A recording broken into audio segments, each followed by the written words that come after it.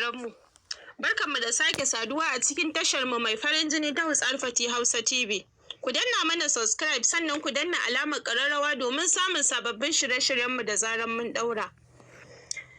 Auren fansa wacce Ni'ima Suleiman ta rubuta muku, ni Umma Alfat nake gabatar muku. Haba baby Safa, matata, daman ina sane da ke ba fita ne ba. Na yi hakan ne don na san za ki fito ne. Hada fuska ta ce, Malam Dalla sauke ni aikin kawai.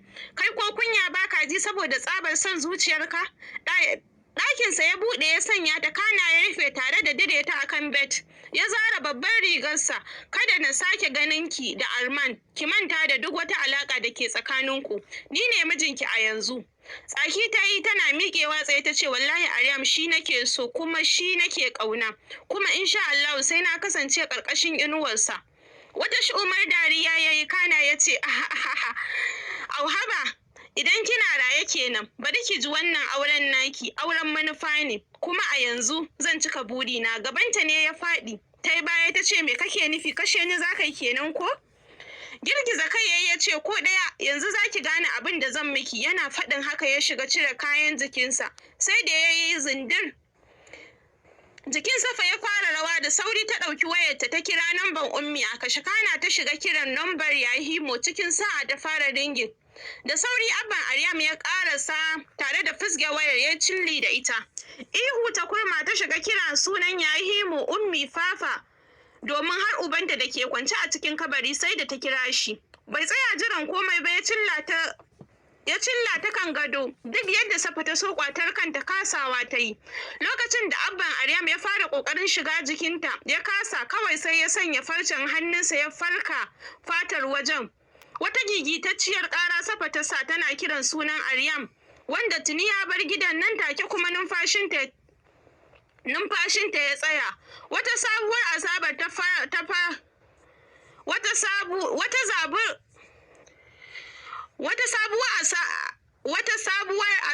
farkar da ita daga suman wucin gadin da ta yi.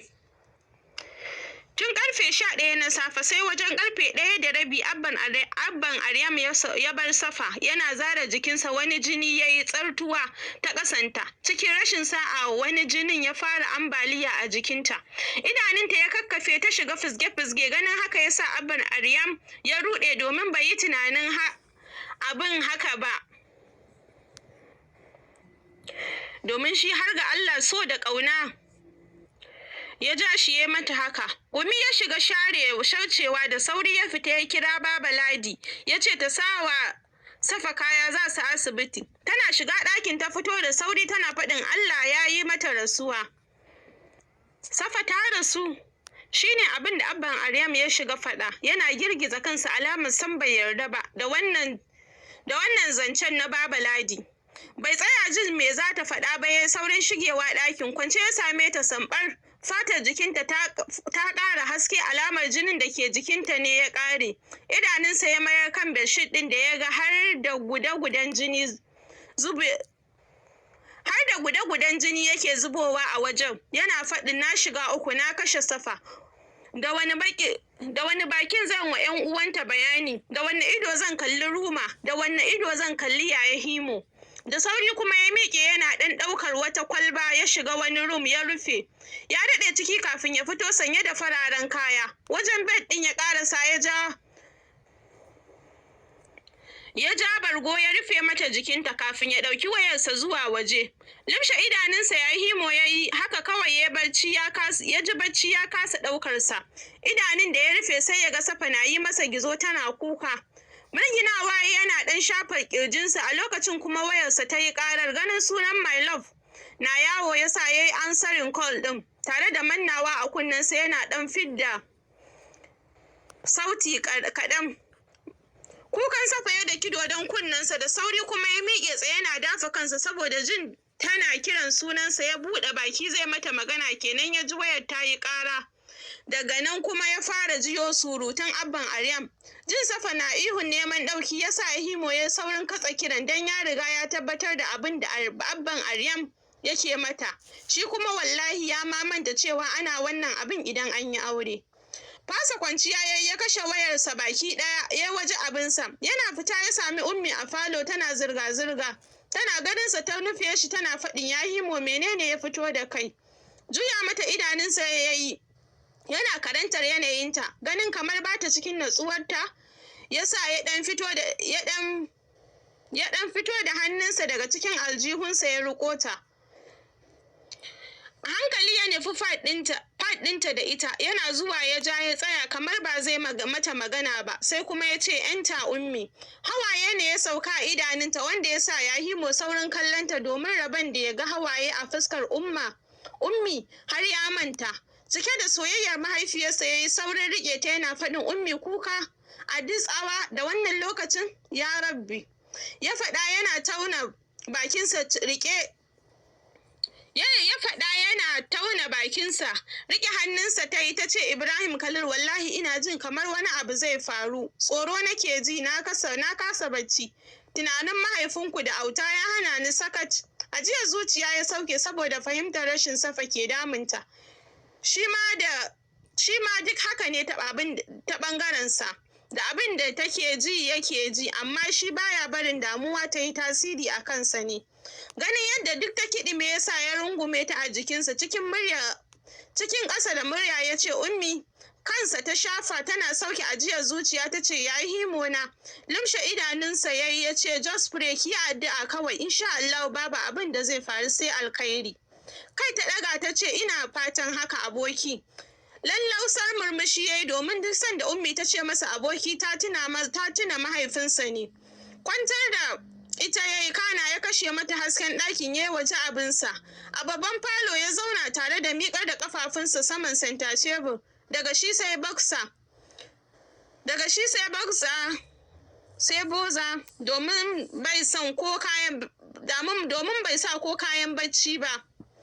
Wannan dalilin ya sa Anti Mira ke tsokanarsa tana faɗin haka zai ta zama tsirara ba ko kwalliya, domin Yahimo bai taɓa sanya manyan kaya ba.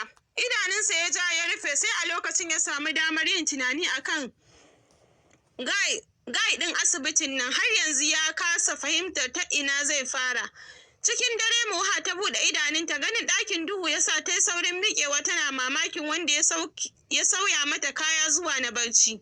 Riga ce iya cinyarta gashinta a tufke ya sauka bayanta ko kayan bacci bata sanya ba. Bata tsaya nema ba sai ta yi waje bayan ta buɗe ƙofar tsoro far cikinta domin ita ba ta iya bacci idan babu wani a kusa da ita. Ga wata yunwa da take ji domin ya zame mata jiki shan ti cikin dare. Siririya ajiyar zuciya ta sauke ganin ɗan ƙaramin haske a falon kai tsaye ta nufi kicin. Tana addu'a samun ko black tea ne. Dubawa ta fara yi babu don haka ta kunna hita ruwa na zafi ta haɗa komai ta zuba a mug ta ɗauki spoon ta fara juyawa. Tsaki ta ja kana ta kafa mug ɗin a bakinta da sauri ta janye. Tana sakin kuka saboda wani azababben zafi da ya ratsa mata harshe. Nan take kuwa harshen ya fara mata zafi da raɗaɗi da zugi. Ajiyewa ta yi waje da sauri tana cikin tafiya ta karo da ƙafarsa wacce take saman tebur. Samta tebur ɗin. Yana jin ta tun fitowarta ta farko amma miskilanci irin na Yahimo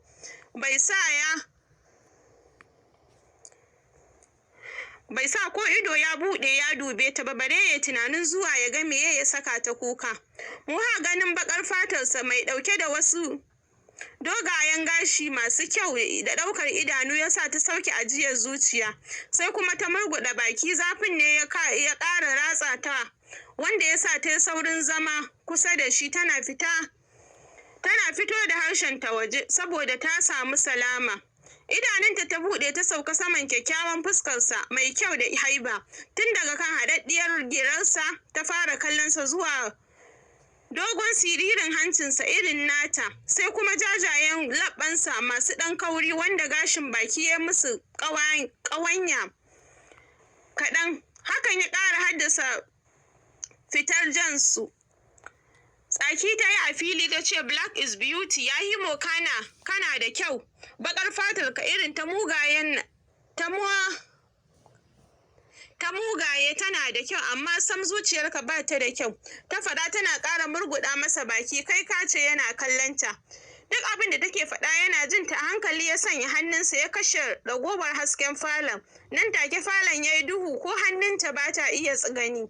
Tsoro ya kama Moha, ga azabar da harshenta yake mata har tana ji kamar fatar wajen ta saliɓe. Ganin babu haske ya hima bacci.